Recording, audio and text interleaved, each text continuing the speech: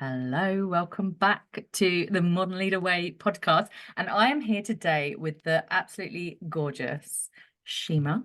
Hi, Sheema. Hi, Emma. We just had this I had this really awkward moment. It was like, I never know how to start these things. So if it sounds awkward, it is, but let's get that out of the way. So I'm super happy that Sheema has agreed to appear on the podcast because Sheema is one of my beautiful clients who has worked with me for the last 2.5 years, I think, coming up for 3. And she's just been on such a beautiful journey that I am always honored when someone is happy to share that because I know it's inspiring for others. And so I'm looking forward to you hearing her story and all about it. And it's really relevant because we're doing this transition series at the moment. And when Sheema came to me and reached out, she had just been promoted to a director and had just accepted a new role in a different country from where she was living. So why don't you give us a bit of a rundown on who you are, where you come from, like what that transition was all about, and then we'll go from there. Okay. First of all, thank you for inviting me. I think we've spoken about, never getting to a point in time where you're suddenly like, oh, I'm done. I'm fixed. There's nothing else left to do. So I was kind of thinking, I would have thought previously that I need to get to that point before I can do something like this with you and talk about my journey. Because it kind of suggests it's over, like I'm done, but I'm not, obviously, and you know this. So I really appreciate the opportunity to do this. I'm Sheema Khurshed. I've been working with I can say the company, right? Yeah. Yeah. Fine. So I've been working with Swiss Re for the last 17 years. Um, the majority of that was in Sydney, and I was part of the P&C team, property and casualty team in Sydney for up until about about 2.5 years ago, when I took the opportunity to apply for a job that I will admit I didn't know if I was qualified to do at the time. But I was very supported by a lot of people internally to just go through the process.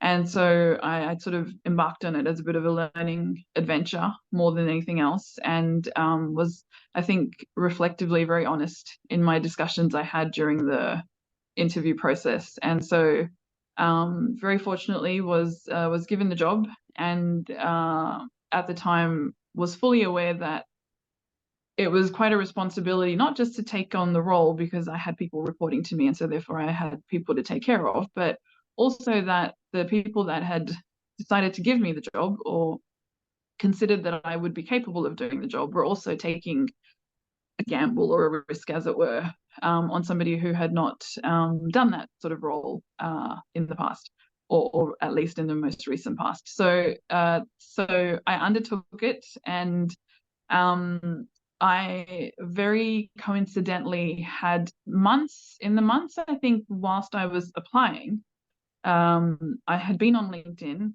or maybe it was even before that, but I had been on LinkedIn, and a colleague from the Sydney office had spoken about how she had worked with you on imposter syndrome. And just that small post that my colleague had put up resonated so much with me because for two reasons. One, because if you looked at this person, our colleague from the outside, you would not even remotely think that this person would have any of these things that were impacting them, and that they had to sort of work through or at least work on. And secondly, because it was me. I was like, hey, this is me. This is exactly what I go through and have gone through many times over my career. And so that was it was almost I don't know, um, coincidental or destiny or whatever we call it, that I had seen that post, and then I had gone through the process and then obviously gotten the job, and I realized that I wanted some help. And I wanted some help to do the job well. I wanted help um, to also just for me to be, as best as I could with how I was going to undertake it. And considering, as I've said, that I also resonated with imposter syndrome, and I have loads of self-doubt, and had loads of self-doubt going into this. I needed to sort of proactively um, find something that could then just continue to help me, and that was you. um and yeah, 2.5 years later, here we are. Here we are. And you failed to mention quite a pivotal piece, which was that you actually moved from Sydney to Oh Singapore yes, as part of this that. whole, new promotion, which was like, no small feat given you're on your own. It was a great opportunity, but you're on your own, you're moving on your own across the pond, and, you're starting this kind of new life for yourself. So not to underestimate what it was that you had in front of you. And I love that. And actually, you're referring to Kresh, who Yes. was on my first podcast, and she, I think, I redid it on episode 40 or 41. So you can go and listen to Kresh's story about how she overcame imposter syndrome to actually lead the Australia and New Zealand team now. That's what she's doing now, isn't it? So Yep. yeah, she is quite the inspiration. And I love that reflection, and that you remember that so clearly, because I remember our first conversation, and you were like in awe of Kresh. I remember you going, but there's this woman, and like she's amazing, and she suffers from imposter syndrome too. And I feel like that is just something, if I could get across to everyone out there, is that it doesn't matter what you see on the outside, is that inside we are all human, and we all have our own little things, whether that's a lack of confidence, or we have that self-doubt, we have that nagging inner critic, we have that thing that seems all consuming, and it also seems to affect us when we want to bring our A game. And I remember you saying, I want to put my best foot forward because I really want to do a good job, and I want to know how to do it with this kind of nagging voice, if you like. So what were some of the things that you can remember, that like the fears, I guess, about venturing into the unknown with this move across continents and stepping into a more senior role with a team of people in a different market, in a slightly different role, right? Yeah. I mean, yeah, it was. So I think, God, the fears were many. It definitely, it was sort of just a layer of just anxiety about, one, can I do it? Am I skilled enough, technically skilled enough, to be able to do this in a new market? Um, the team, my team, I'm very lucky to have, is one of the bigger teams in the region. And so in terms of sort of person to sort of manager ratio, it's also a lot of people. And I think that was also a big fear, because for two reasons. One, just because of the sheer number, and it is a spread, right? So it's not a team that sits in one location and I interact with them face to face every day. It is a team of people that some of them are with me where I'm based, and others are around the region. So it's also trying to figure out what the balance is, in how you connect with those people. And then the second reason is because the majority of my team have known me for as long as I've been with the company. Some have been with the company longer than I've been with the company, and so when I joined, they were around, and some joined when I joined. And so you've also got that dynamic of colleagues, who then become direct reports. And all the anxiety, and I think rather it's the responsibility. And so I was very aware of the responsibility of undertaking this. I think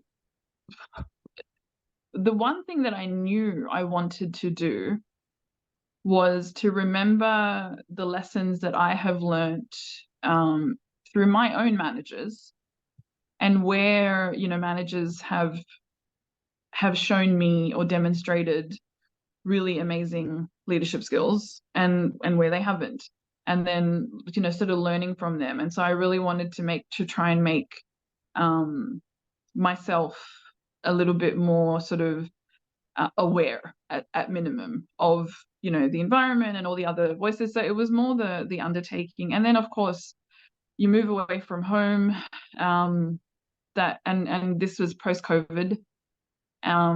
Post-COVID world was a very strange world to try and even attempt to move. There was a lot of anxiety about the rules and regulations, and I was very grateful that I had a boss, my new boss, who was very, not understanding, but was very understanding of the situation, and so gave me the length of time so that we didn't need to force me to move in a COVID lockdown environment. So that was amazing. But it was definitely a little bit frightening to you know, attempt to move when the whole world was essentially in lockdown. Um, and So it was, yeah, it was just layer and layer of all of this, and then yeah, being on my own, doing this, and turning up on the other side on my own, um, and just the unknown. It really was just, you know, basically putting my step into the unknown. And I probably am not somebody, if you had to ask me objectively, I would say I don't do well in ambiguity. And yet this is exactly what I did. Um, you know, walking into an environment. But, you know, having said all that, I was very lucky to be supported by my peers, by my team, and by my family and friends. So I sort of, and everybody made sure I was aware of that support. So it was terrifying, but I also, um, knew I had, you know, backups, including you. Yeah, and I think just to reflect on the courageous move that is, because it takes a lot of courage to move. And I know you're like squinting at me as if to say, is it really? But it is, because it, like, you had a very comfortable number at home. You had your Yeah. friends, your family around you. You, you know, you didn't have to up and leave and move to another country, and you didn't have to put yourself in that really uncomfortable place. And I think this is a trait of the high achieving woman, that is like, even though I'm super uncomfortable, I'm gonna put myself in the face of that discomfort because I know growth will come to it. And deep down inside, you know, a part of you just knew you were going to be able to like make the best of this, and saw the opportunity. So I think just the nod to the fact that it is an act of courage, and I think that's something that you can absolutely take with you. You have evidence, so much evidence of how you can look at discomfort next time and know that you can face it because of the courage that you bring. And I want to give you the opportunity to also give a nod to someone that I know is a huge inspiration to you, kind of making those bold moves and living like the most fullest life that you can. Because during COVID, you did also have some like terrible news as well, right? So talk to us about your beautiful cousin. Okay. Ah, this is surprising. I didn't I didn't expect the emotion. She is my little sister. And we lost her in COVID, very young, and still is not, you know, something that is easy to reconcile. even 2.5 years later. It was very sudden. You know, it was before all the I guess the standardized vaccinations and all this had come out. So it was, for us, it was very sudden. She went from being okay to being in hospital to going. And this was all in Pakistan. So for me and my family in Sydney, and all the other family everywhere else, it was very difficult. Happened at a time when Australia was in lockdown, so there was no concept of being able to actually go, even though admittedly not the idea of going and her not being there was also equally terrifying. And uh so I think losing somebody like that, and she was she was a baby. She was like mid-30s, left two kids behind, two wonderful little boys who are now growing up very quickly, and left a family really, yeah, just shattered. And but so she left in June 2021, and it kind of really highlighted to me, like, I don't know that there are many scenarios that would be scarier or more terrifying than losing the people you love, and losing them so suddenly, um and not really having any control over the situation. And I know that this was not a unique experience, especially in that time, because COVID was decimating people all around the world. But it really showed me,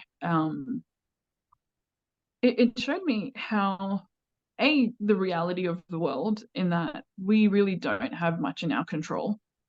um and it sort of weirdly made me realize that if she can go, then anything can happen at any time, and there is nothing, um nothing that is sure. Everything is possible, and that's quite scary, but also makes you realize that, like, there's no point being scared, because you're not in a world that you can control.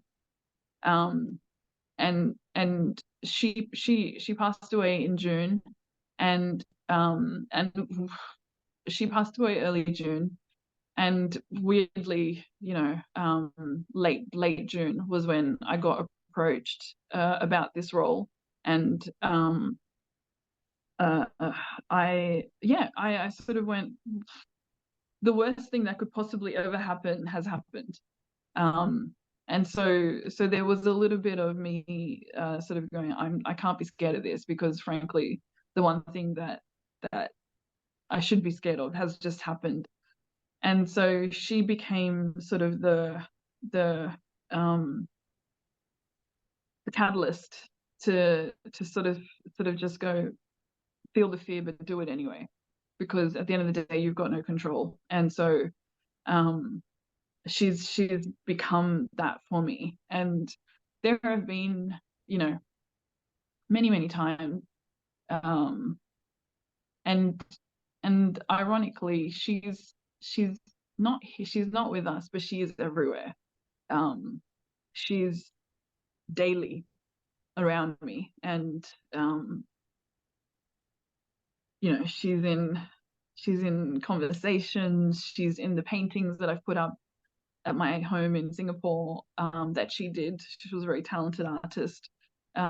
She's in conversations I have daily. She is literally everywhere, and she is so vibrantly alive everywhere for me, that I do often, when there are moments, and there have been plenty of moments where I've had breakdowns, and I've been scared, and I've been anxious and stuff. I she's my go-to. She's my don't be scared, because anything can happen at any time. So what's the point of being scared? And and I know she would be like, she was always super proud of me. And yeah, I know she still would be, but I just often, yeah, it's tough. Still is. But I think if anything, she's taught me to take more risks, live more fully, I think, or at least try to. and and try and make the most of this, because not everybody's so lucky to actually still be around. And I think we owe it to them to try and sort of make the most of it. So she's definitely my reminder not to be so scared. And I love that. It's such a beautiful reminder. And I was always going to ask you to talk to us about her, because in all of our calls in your apartment, she was there on the wall in the like background. And so even in our conversations, she was there. And I get full body tingles when I hear you talk about how she's still around and how she's like her energy is very present for you. And it's just this beautiful reminder in the grief and the sadness and the loss that you can stand tall and proud and still move forward and make the most of this for her and for you. And I think also what that last little snippet just showed us was the strength that you have in terms of sharing that vulnerability. And not, yes, we have emotion around these things, they are emotional topics, and here you are being vulnerable and being emotional about it because it deserves to be. And so often we shut that down and we suppress it, and actually it shows, it will show the listeners who you are as a person. They will have felt that. And I know that you've actually shared this in a work setting as well, haven't you, when you were asked to do a bit of a show and tell on how you Oh. were getting on in your role. And Mhm. this came out unexpectedly, didn't it? And I think you were expecting to share about this. Are you able to talk about that? Oh, so I was asked very kindly to talk to the wider team, Asia team. Um, Actually, it wasn't even like a talk to. It was just let's get you on and we can have a informal chat.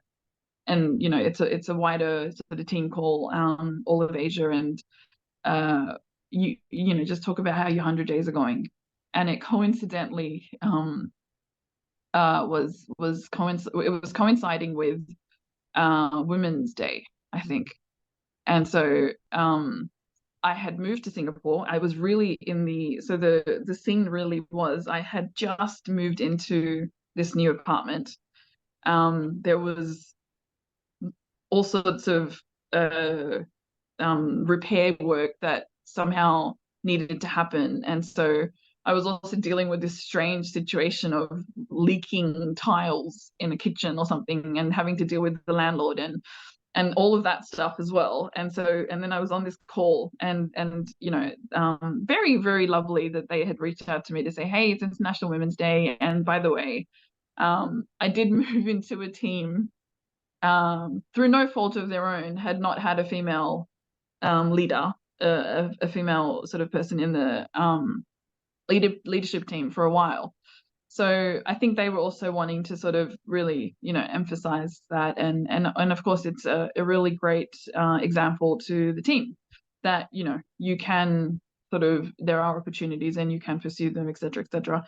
So the preface was meant to be, it'll be a great conversation, and you talk about women that have inspired you, and just that sort of like female leaders and da da da. And it just and I absolutely love the girl who interviewed me, who was from our Bangalore office, and I have apologized to her profusely since, because I think she was also I mean, I was not fully at all expecting, or had sort of thought about this, and was ready with my yeah, I really like Oprah Winfrey, and da da da, and I'd sort of gone, there's loads of women who do amazing things in the world, and so when when the conversation started, and we started, the dialogue, and she'd already told me what she was going to ask me, and it came to, who inspired you, or who is your inspiration. And I did start off going in the direction that I was meant to go, and then it was just, I don't know where it came from. I still don't know where it came from, but it just came out of me. And I just said to them, I said, if I was going to be honest with you, then she's my inspiration, because she shows me not to be scared, and that if the reality is that everything can happen at any point and anyone can go, then what is the point of being scared? And I was at the time, it kind of just flowed out of me, and so I didn't really have an opportunity to sort of pull it back, until towards the end, when I was like, oh, and then was like, okay, reel it in, do something. And so I started talking about, women in, and literally this is still very relevant, about amazing things that women in rural parts of the world do, and how they bring society together and all this, and tried to sort of go, okay, it's, but and so it was great. The conversation went fine. I got a lot of very lovely messages from a lot of people, saying, well said, and da, da, da, and I Thank think what you. wasn't apparent at the I think they yeah, said thank you, I didn't did. they, for sharing your Yeah, truth. I think because also what wasn't apparent, I mean, again, this is, a very strange point in time as well, because, of course, other people had lost a lot of people. And I think what was, and still is, because there's still a big part of me that is mortified that, like, I did that, because, you talk about vulnerability. I was like, I got off that call and I was like, oh my God, what did I just do? And was really like, oh no, that was not the point of it. The point was supposed to be rousing and, go women, and da da da. And that was obvious. I mean, I went in that direction, but it didn't, really hit the target. And so, I yeah, and so I really was just a bit like, oh dear. And it was almost like some of the people on that call had to process as well, Mhm. because 24 hours after the call was when I kind of got the majority of the messages, which was really, really lovely. And a lot of people said that, it made them reflect, which was really lovely to hear. But I think the ones that, sort of resonated the most was from the India team, who had really gone through a lot of, like personal losses on their side, and probably had not been given or there was just not a avenue to express it. I mean, obviously Swiss Re was doing a lot to support the staff at the time, but just that, that personal conversation about, that suddenly COVID did all this to us. It brought us the line between personal and professional so sort of blurred. And I got a lot of very wonderful messages, a lot of people saying that, their own stories, and what they'd experienced, and you know um you realize, and as you know, this has become very key for me, and I think it will always be key for me, is you realize that the people that you're working with are bringing only a fraction. You see a fraction, right? Because that's just their work part. There is that sort of iceberg happening. You see the top of it, you don't see the rest of it. Mhm. And we're still, you know, it's such a big part of us. So that ability to bring your whole self to work, and to be like, yes, I'm a person, yes, I have a job to do, but yes, there is, you know, people I care about and things happening in the background that will also affect me. I think that has probably gone on to become quite a key part of who I am now. I think it's just that awareness that there's always lots going on, and you never really know. Yeah, absolutely. And I think so one of the big conversations we had at the beginning was like, who am I going to be as a leader? Because you had this opportunity to step into that.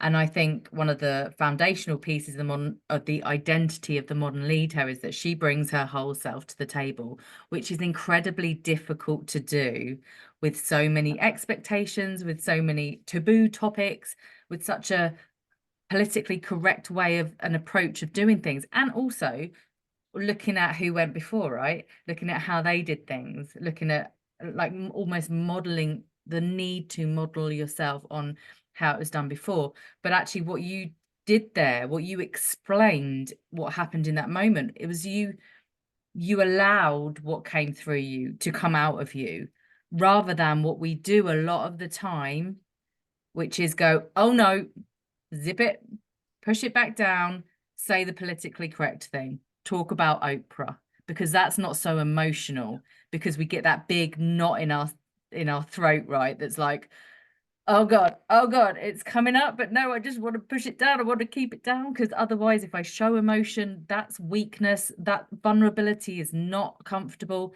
and it's not comfortable. But actually, you touched people in a way that they hadn't been touched, which can only really be done through emotions, through expressing truth, through not putting on a facade or a mask or saying the politically correct thing, because we are all human and we can call bullshit on that, right? We have a big bullshit radar. We know who's genuine and authentic and who is not, who is just saying the thing they need to say. And I think that is absolutely something. I'm glad that happened to you early on, because that is something I heard you talk about in the way that you relate to your team, your peers, even your leaders, right? This is how you actually have, I don't want to say them eating out of your hands, because that's not what they do, but it is kind of like that is how you have managed to forge these relationships that are strong and that are based on trust, and you create that safe space.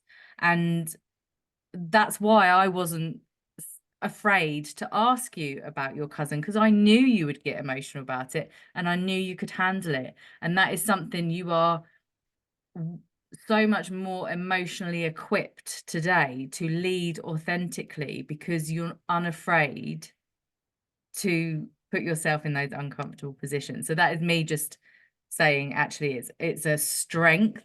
It's a strength of the modern leader, and you have it in heaps, because we know this about you. You have a massive heart, and why would you not bring that to your work when you're at work for the majority of your life, right?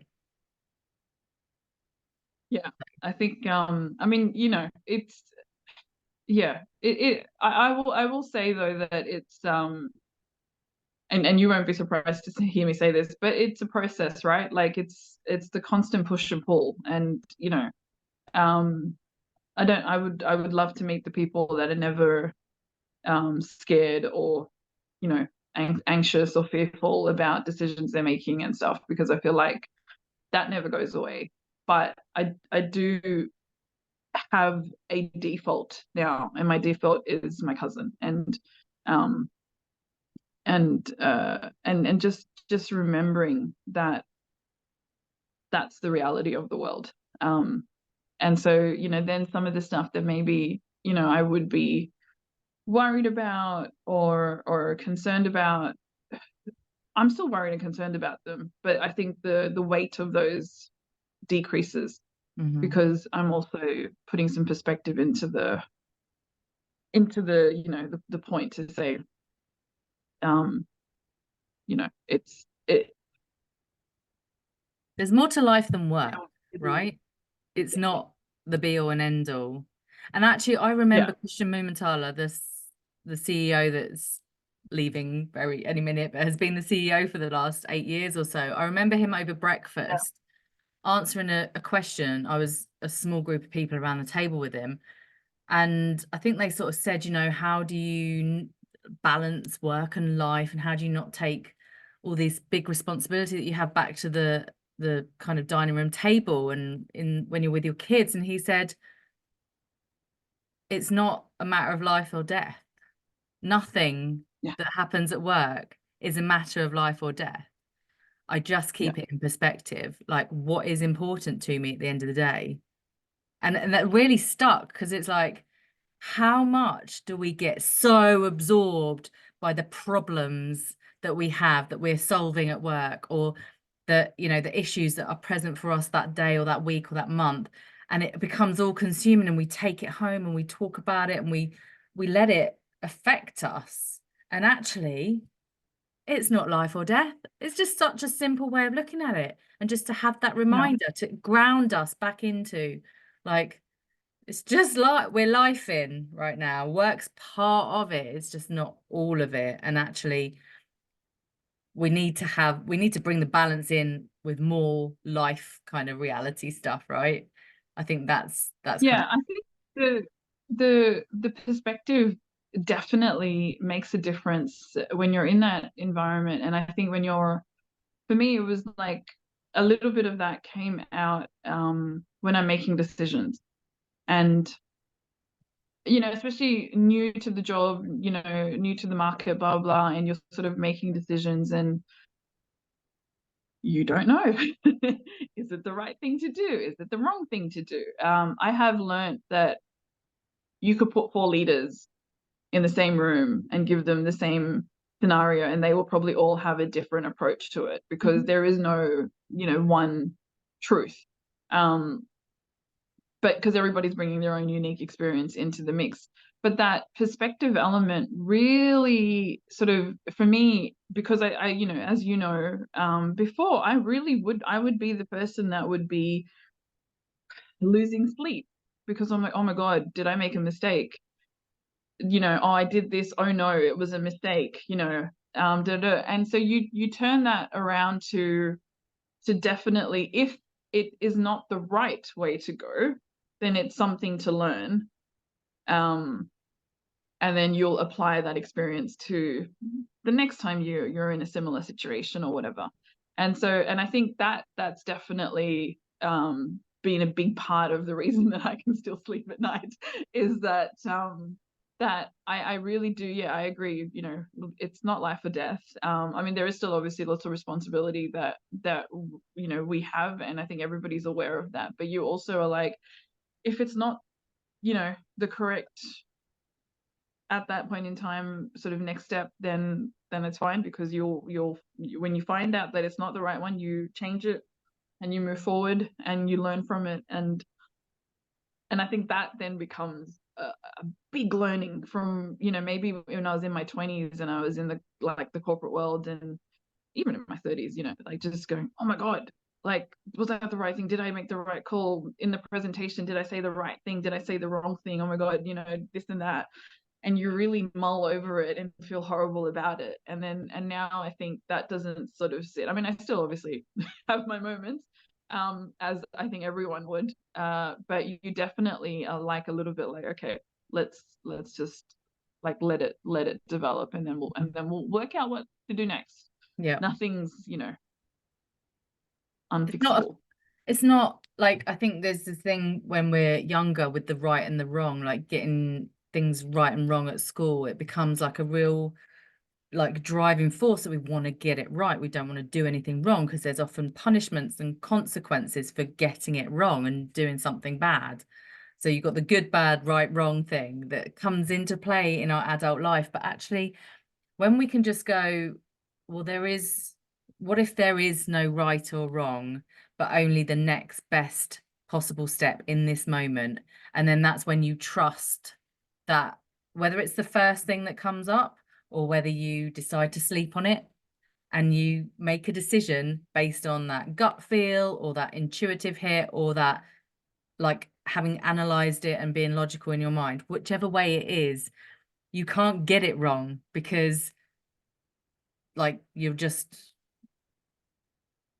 do what you need to do to twist and turn and Yeah. pivot and like come to the right solution or the right outcome.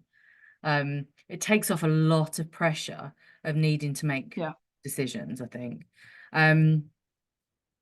So yeah, I definitely think one of the biggest shifts I've witnessed in you is that voice of self-doubt that used to keep you up at night, that you just gradually started speaking less of. And I think one of the beautiful things when you first came to me was also you were like, there's no line of separation between work and life, and I want to create more of a holistic approach to my life. I want to focus more on me. I want to focus on my mental, my physical, my emotional kind of health and strength.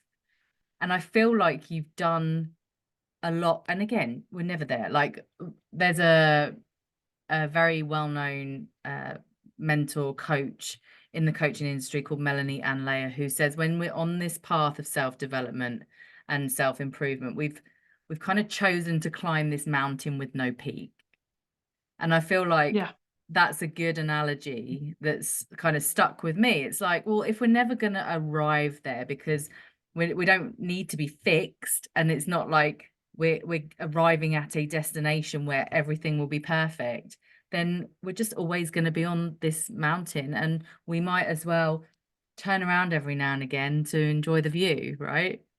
And just be happy that we're on this mission, but there's no destiny, there's no deadline. It's just we're on it. We're just like we're in it. So talk to us about some of the things that you've implemented, because you wanted to take that opportunity as well with the change in like living situation, with the change in countries and cultures and all the things, to like really like intentionally create a life that was more holistically focused on everything that for you. Yeah, so I completely agree. I think sometimes, as women, we win awards at being hard on ourselves. I mean, I don't know any woman that I meet, who I'm friends with, or everyone. I think there is some element of this beating down on yourself, and obviously I do it too. And I mean, I'm sure men have their time as well, but damn, we do it well. And a lot of that is, yeah, you're right, not looking at, yeah, oh well, I was meant to get from A to B, and I'm not at B, and therefore I failed. And you don't realize, like, the 1,000 points between A and B that you've actually crossed. And so yeah, I completely, so I am definitely guilty of it. I know I had set out to, because I wanted to use Singapore as a point of change, for on all fronts, right? Because I was in a new environment. I wanted to look at sort of different opportunities, also, be healthier, and live a more balanced life, where I also gave as much importance to the things that happen outside of work as I did to what happened during work. And I think also, again, probably, as that whole thing about bringing your authentic self to work is, or just being authentic full stop, is that if you are in fact, feeding the other parts of your life, then you will actually, be better in your professional life as well, and vice versa. So yeah, I undertook, I got into like working out, still still there, definitely stronger. I will give myself sort of a high five for that, because even when I'm not consistent with it, which has been the last couple of months, Um, I still surprise myself and my PT, my trainer sometimes about how strong I am, which is pretty cool. Yeah, and the other stuff about trying to meet new people and getting out there and exploring other social horizons. That I think is probably has worked really well on some fronts, and I've been very lucky at the connections I've made since moving, and have been extremely lucky to meet some great friends and have like a really I would say fulfilled uh personal life as well in Mm. living in Singapore. Yeah, loads of stuff that I still want to figure out. But I also am at a point now where I'm like, that stuff will come, you know, the stuff that I'm doing right now kind of makes me realize that uh, further down the track, again, you've got no control over what's going on. So the best thing you can do for yourself is just is do it for yourself, and then whatever else is going to happen is going to happen. And I have a lot of faith that uh, you know it'll work out. So yeah, I think it's striking a balance, definitely in the works, definitely under construction. But yeah, I've from where I started to where I am now, even just being able to actually say, hey, I'm going to give myself a high five is a pretty Yeah. big deal, because previously I would have been like, you haven't done it. You're supposed to do it. You're supposed to use Singapore as your pivotal moment. And has it been pivotal? And I would say my previous self would have probably gone, no, no, it hasn't. And I would argue and say that it has in some extraordinary ways, Mm. on some very foundational shifts, which I think then will, and as I said, it's still a process. I mean, I only just learned something, which I won't bore you guys with, but I only learned something very recently that I'm like, that's also a way to do it, or that's also a way to live life. And and so again, it's a process, but um I'm definitely getting better at uh looking back and checking out the view and going, okay, we got here. Definitely. I would love to hear how you would describe yourself as a leader today. Oh, uh so that's a tough one, because I will say that, as I said, I am a big believer now in bringing your whole self to work. So when I'm interacting with my team, my colleagues, my managers, everyone, I am fully, I think, aware of what is happening in the background. And I probably am far more alert to when I hear and see things that are obviously like related to what's happening in people's background and stuff. So, and I'm definitely um I've always been collaborative.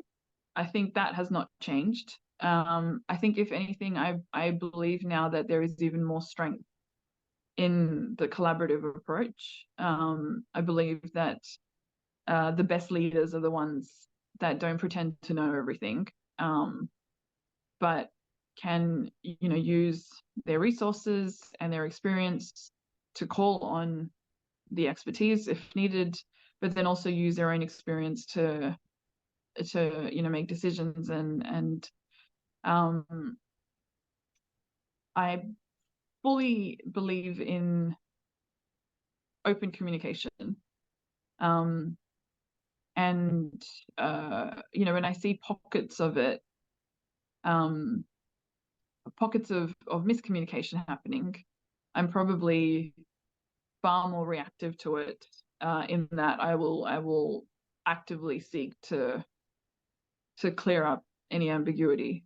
I think maybe in the past I would have been quite fearful to be a little bit sort of bolder in clearing up, things that were misunderstood or just unclear. So probably take more time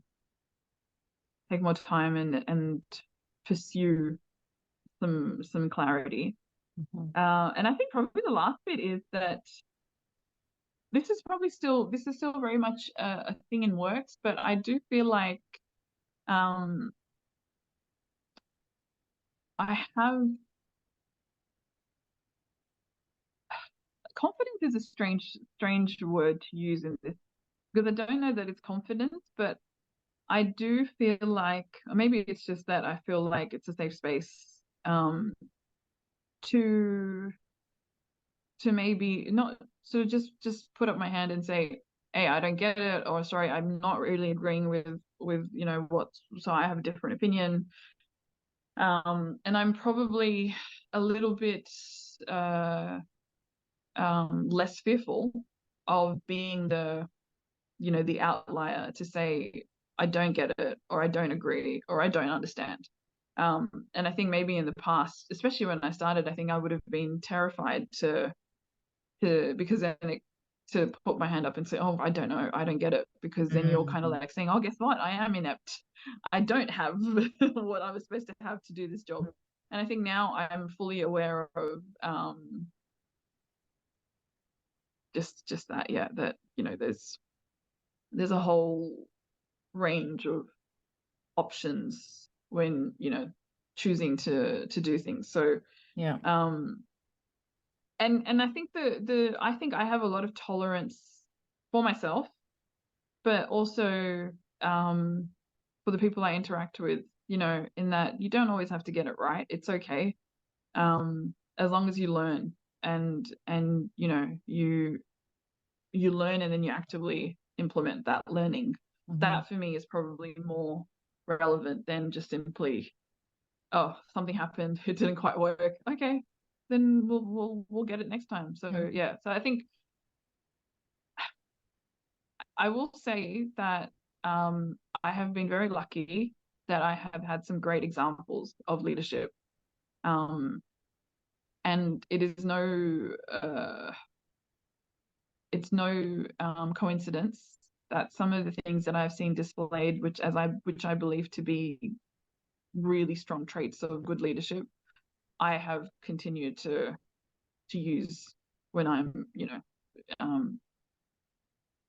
doing my job. Mhm. Yeah. And I think I feel like that whole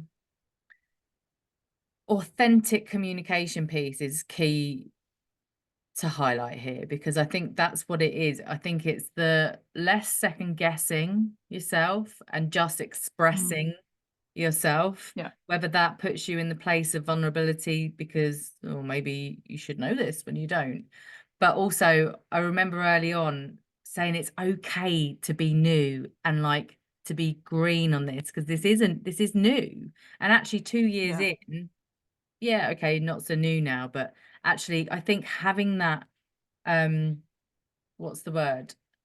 It's not ignorant, it's like just the naivety almost of being new, like the newness, and being curious and asking questions from that place to get clarity so that you can be clear with your team Yeah. is kind of is critical. Because I saw a quote not so long ago that something along the lines of, to be unclear is to be unfair.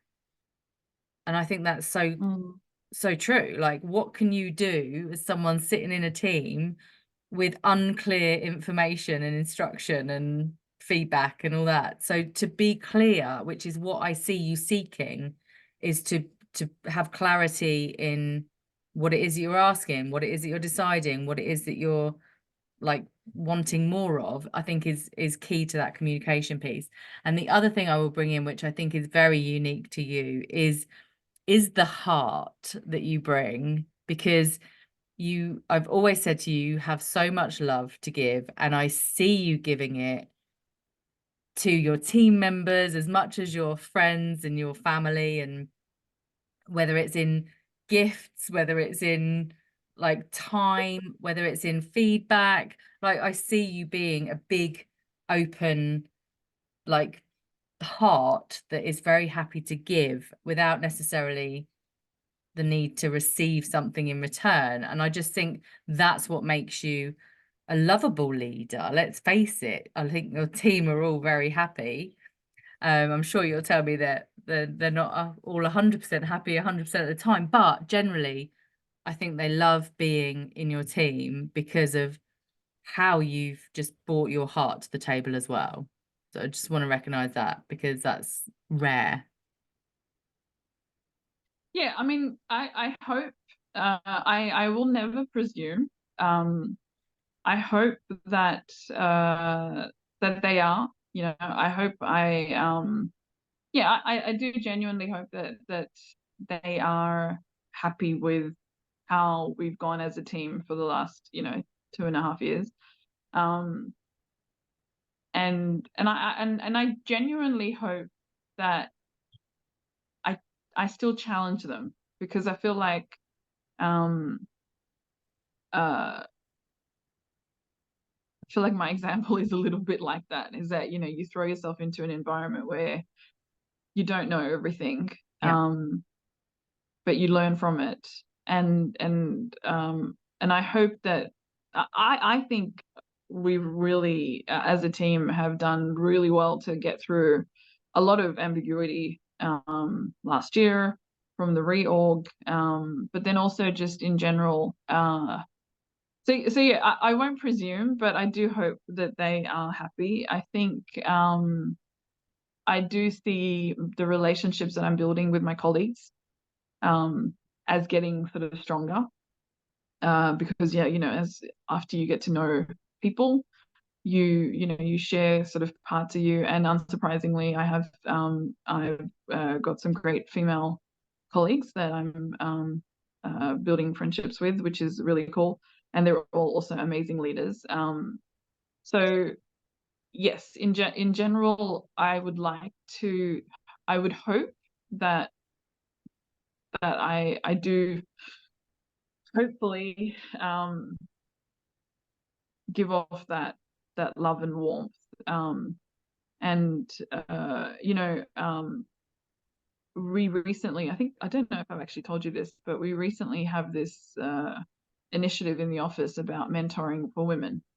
And so I've joined as a mentor, and I was asked to put in my like a profile so that the mentees could see who they'd want to potentially work with.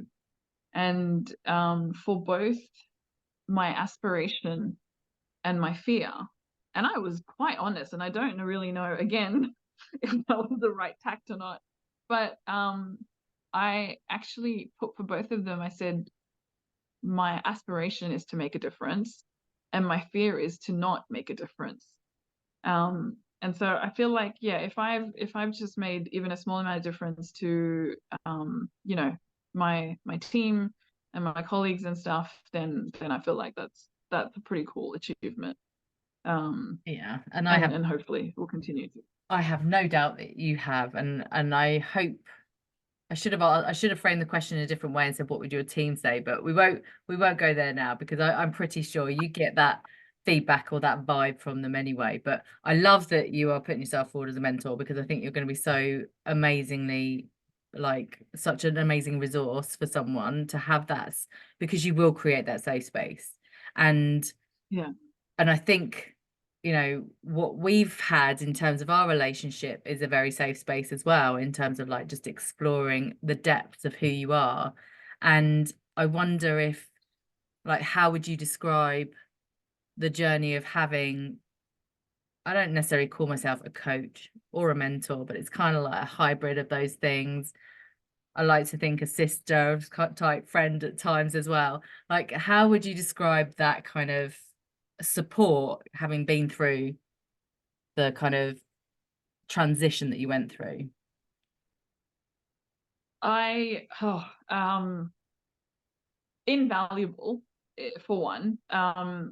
and it's quite a subtle process, right? Because it's not like, so you go through it and then one day you're like, oh, I've figured stuff out, or or I haven't figured stuff out, or whatever it is. But it is a very subtle shift that I can't even really pinpoint some of the things that have shifted in my thinking, when they happened, or exactly how they happened.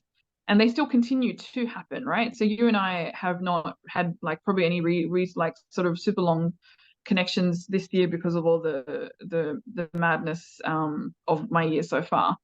Um, but I think some of the stuff that we worked on, um, has sort of has really continued to sort of almost lever the door open for me to still continue to shift. And if anything, I think it's the awareness, that you create. I think that self-awareness, and um, there are, yeah, it's so subtle in a such a, um sort of organic way, right? I think from you, what I really learned was, I might be bringing something to the table to say, hey, Emma, like this week or last week, I had this issue and I was really struggling with it. But um, there's so much underlying stuff that's sort of, happening behind that. And I think you have an amazing way of, getting people to really start thinking about, is it that problem, or is it the problem here? And I think, um that's amazing. One of the examples that I can think of, and I won't obviously go into the details here, but you will know, is, we have spoken a lot about exposure to many things. And I remember, and you have obviously, uh, pushed me again and again to get the exposure, um, and across a number of things. And I think I came to I came to you, and I can't remember exactly what what was going on, but I said to you, there's this thing going on, and it was work related, and I was like, oh, but what was great was that it was an environment where probably I should have been like, my anxiety should have been spiking and my cortisol should have been like hitting the roof, and I should have been like, oh my god, what are we going to do? The world is, the sky is falling.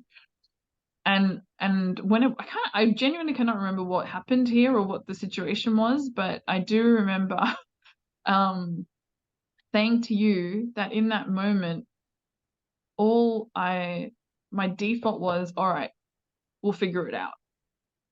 We'll figure out how to sort this out. Like, it was very constructive. There was very little like, uh cortisol. It was very like, okay, all right, we'll see what happens. We'll just let it develop. We're not gonna jump into all the what's and ifs and stuff. And you you specifically sort of said, and why do you think that is? And it was because of the repeated exposure to, unknown environments. And you were kind of alluding to the fact that if I had had exposure, or I should have exposure to some other environments, then maybe those environments would also be easy to navigate. But it is that sort of very holistic approach, right? That, the things I was bringing to you that were at the time professionally related were so often also, personally related. And so those core things that were happening in the underground, um, were ended up being the things that we worked on, and that we talked through, and we tried to figure out. And I think, your ability to also look at it holistically, um, has probably been, the most relevant for me, because I am sort of, a package, and everything that I bring to the to the professional side of myself is also so much related to who I am and my stuff. So yeah, I think you it's not like you gave me the answers, but you kind of gave me the tools to figure it out and or led me down the rabbit hole and then left me to open the door and stuff, which I think is because is probably because ultimately it has to be you guys, and you specifically as a mentor and a coach, um you kind of show the way, but ultimately it has to be us as the mentees and the coachees. I don't know if that's the right word, but who have to go down the path. And so I think that has really helped me. And again, as I say, it's so subtle that it's not until you're suddenly in a situation where I'm responding to some really serious changes and I'm like, okay, all right, like it's not until you reflect on that you're like, oh, that was not who I was, like 2 years ago, and that was certainly not who I was, maybe even 6 months ago. So it is that process, and I think that ability to be everything, right? To be the relationship coach, and to be the professional coach, and to be the all the other coaches that are in there.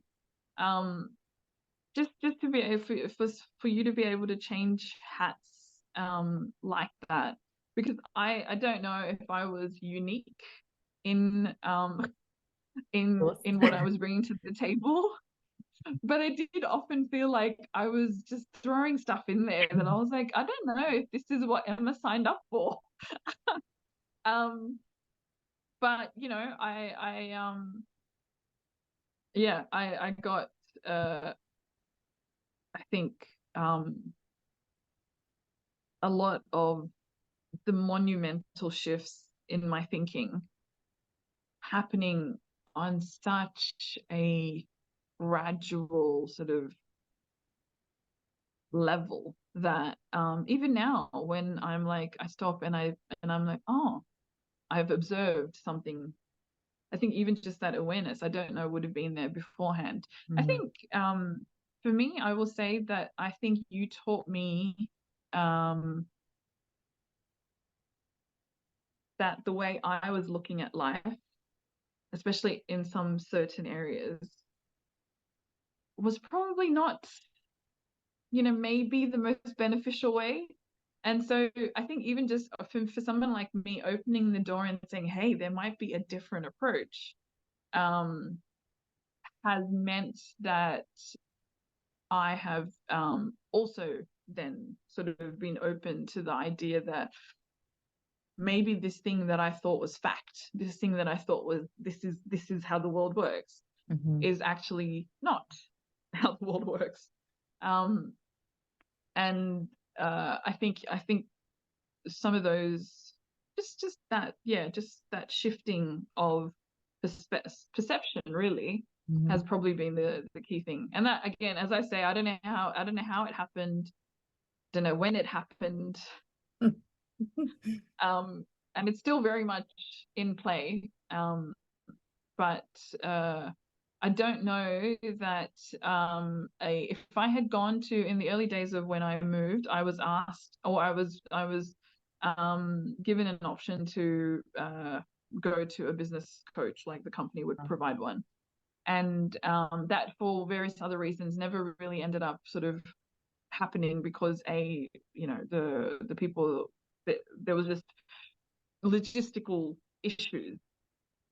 And I think I had reached out to you because I knew that I fundamentally wanted to be better.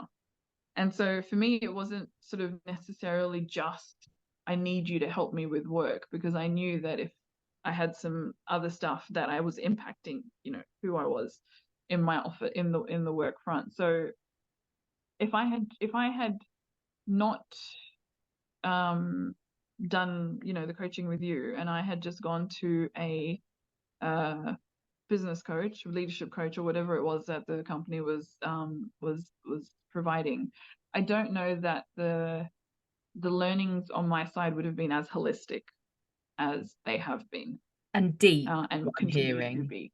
Yeah, I Yeah, hear it's deep. yeah, And I think that's you've hit the nail on the head with like that iceberg analogy, right? Because I think executive presence, executive coaching deals with the human that you see in the room, and it doesn't necessarily deal with the human response on the inside. yeah, And I think that's what we've just like through your ability to just pour out from the heart and just be open and raw and real and just bring it all. We've been able to like really unravel some bits and go deep into like the essence of who you are and what like I can shift perspectives or challenge perspectives, but I don't want to give you my perspective. I want to find what you truly believe in, what your perspective is, what's your way, what's true for you. And I think that's the thing where it's subtle because like you say, one day you just wake up and you go, oh, that didn't actually bother me in the same way as it did before, or I didn't have a sleepless night or week over that thing that happened. And it's like you can't attribute it necessarily to a certain conversation or a certain thing you did differently, but it's over time, it's just tweaking. It's like when you take the dial of a aeroplane and you just change it to 1 degree to the right over a space of miles, many miles, you're going to end up at a totally different place. And I think that's what we do is it is subtle and it is deep because we're tapping into the emotion of it all right as well. It's not just surface level, which is what we deal with the iceberg above the water in some other kind of modalities. We go deep and then we bring those things to the surface, and it's in the living in a different way that we actually then can reflect on the change that we experience. So I just yeah. want to say I have like thoroughly enjoyed being all up in your life in all areas, and I just thank you for letting me in and for letting me be a big part of that big transition in your life. And like I don't like my clients I love dearly, and I see you as a friend. I have done for a while now. Like you have a special place in my inbox and always will have. And I just love how you've actually challenged me as well. And I can't not give you some credit for how I've tapped into a part of me. And I've had my eyes opened as well from what you share around like world events and things that are happening around the world that perhaps I've turned away from in the past. And you know, the current situation in Gaza is one of them where, you know, you've been talking about treatment of Palestinians, for example, before this kicked off last year. And so when it kicked off, I was already kind of more into tune with it because of you and because of your sharing things that you're passionate about. And I want you to know that actually just you doing that has that impact. And it's why I choose to share things that I see that touch me. I share things because I hope that in me sharing this thing that's like affected me in some way, that someone else will see it and go, it's okay if I feel like this is not okay. And it's okay. Or it challenges them to challenge the narrative they're being fed if it gives them a different perspective again. And so you've done that for me through your sharing of what's important to you, what you stand for when it comes to world events like that. So um I think that's the fascinating thing about these deep relationships that we get into. For me, it's like it's not just one way. It's not me sat here on a pedestal saying do as I say. It's actually like a really rich, deep, emotional journey that we go on together, and I get so much from it too. So I just want to thank you for saying yes to you to start with, but for choosing me to walk this last couple of years with you. It's been fabulous, and I love you so much. Well, the feeling's incredibly mutual. And I will say, and you know this, that with the stuff that's going on around the world, you even I mean, we had a moment, right? Like I think it was last year, and all this stuff was kicking off, and I mean, yeah, I've always been sort of um passionately just right and wrong. There's no sort of complexity to that. It's just really, I want everyone to be treated well, regardless of race, religion, color, whatever. Just everybody be nice to each other, be kind, and maybe we'll get through this all alive. Um, and what was going on in the world and continues to go on, there is obviously a big part of it that is very hard to reconcile, because there is a reality of the world, and you even just making me feel seen in that moment was, I think it was the first time you posted, Mm. um, and just the sheer um, emotion that I had, and I have to say, has happened multiple times now across multiple people, and I'm so grateful that um, I'm surrounded by people who allow themselves to learn, and then also sort of like realize, and change their views, or in fact have views when they had none previously. But you were definitely, I think, one of the first, and it floored me, but I think there were so many of us who were just like, please, please, like this is not okay, and now we're in a crazy situation, but I do believe that there is hope. I don't know, there's horror and hope, but there is still hope. Um so I think similar to what you've done for the last 2.5 years, you saw me, and I think you saw me probably at a on a level that I didn't, and I probably still don't see myself. Um, but I think I'm getting there. So I don't know if we'll ever really match, but yeah, I can't. Yeah, I mean, I and it sounds, if I start saying thank you now, then it'll sound like I'm done, and I'm sorry, Emma, but you're not getting rid of me. But I do genuinely, I am so grateful for all of it, and that faith is a big part of my life.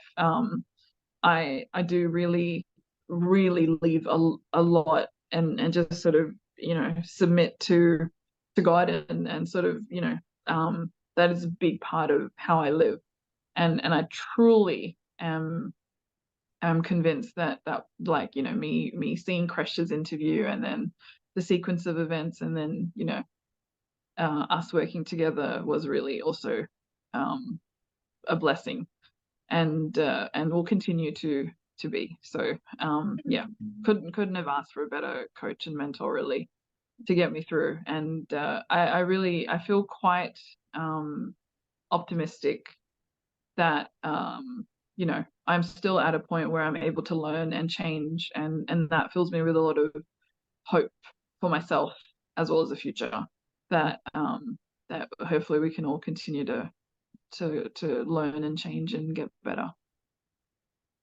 Oh, now I get emotional. It has been quite a trip, and yeah, I'm just this isn't the end.